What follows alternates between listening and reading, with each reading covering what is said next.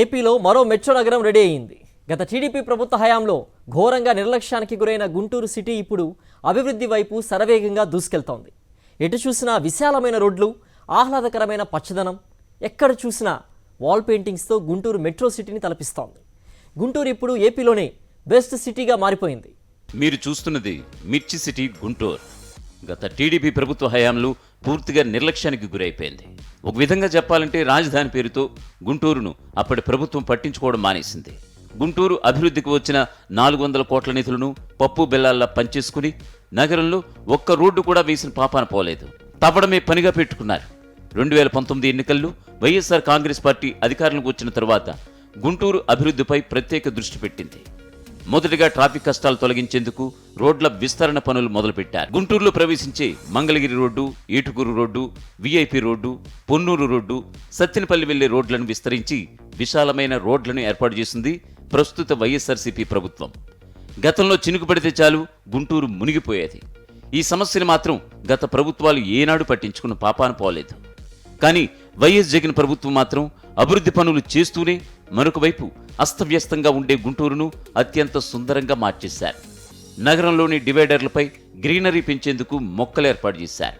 జగనన్న పచ్చతోరణం కింద నగరంలోని ఖాళీ ప్రదేశాల్లో మొక్కలు నాటడమే కాకుండా వాటి సంరక్షణ బాధ్యత కూడా కార్పొరేషన్ అధికారులు పర్యవేక్షించారు.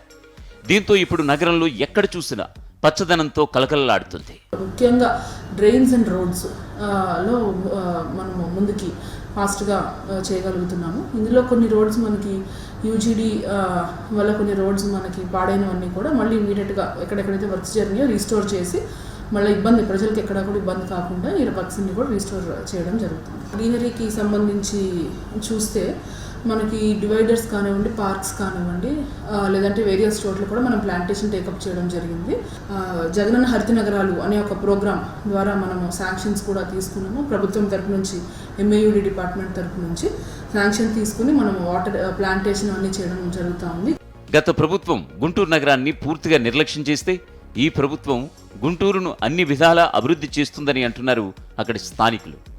నగరంలో పిల్లలతో వెళ్లడానికి గతంలో ఒక్క పార్కు కూడా బాగోలేదని, ప్రస్తుతం పార్కులు అభివృద్ధి చేయడంతో కుటుంబంతో కలిసి బయటకు వెళ్తున్నామని చెబుతున్నారు.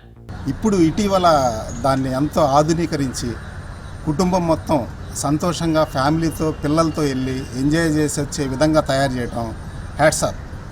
గతంలో ఇళ్ళకానే ఉండే పిల్లలు సెల్లు బళ్ళు తీసుకునేవాళ్ళు. ఇప్పుడు పార్కుకి వచ్చి బాగా తల్లిదండ్రులు కూడా తీసుకొని వచ్చి అందరినీ ప్రతి వాళ్ళని తీసుకొచ్చి బాగానే చూపించి ఒక 2 గంటలు ఆడించుకొని ఎమ్మటే తీసుకుపోతున్నారు. బాగుంది. గతంలో కంటే 10% ఉండి ఇప్పుడు 90% బాగున్నది, బాగా వస్తున్నారు.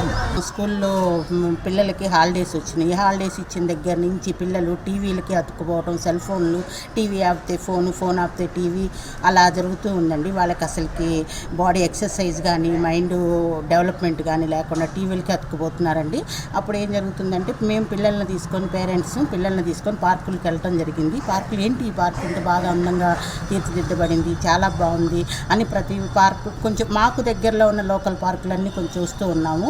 ఈ హాలిడేస్ ఇచ్చి 3-4 రోజులు అయిందండి. మేము చూస్తూ ఉన్నాము. పిల్లలు చాలా చక్కగా ఆడుకోవటం, పిల్లలతో పాటు మేము కూడా ఎంజాయ్ చేస్తున్నామండి. అన్ని రకాల హంగులతో గుంటూరు సిటీ ఇప్పుడు మెట్రో సిటీగా మార్చింది ప్రస్తుత ఏపీ సర్కార్. రాష్ట్రంలో విజయవాడ, విశాఖల సరసన గుంటూరును తీర్చిదిద్దారు. ప్రస్తుత మార్పులతో ప్రజలంతా సంతోషం వ్యక్తం చేస్తున్నారు.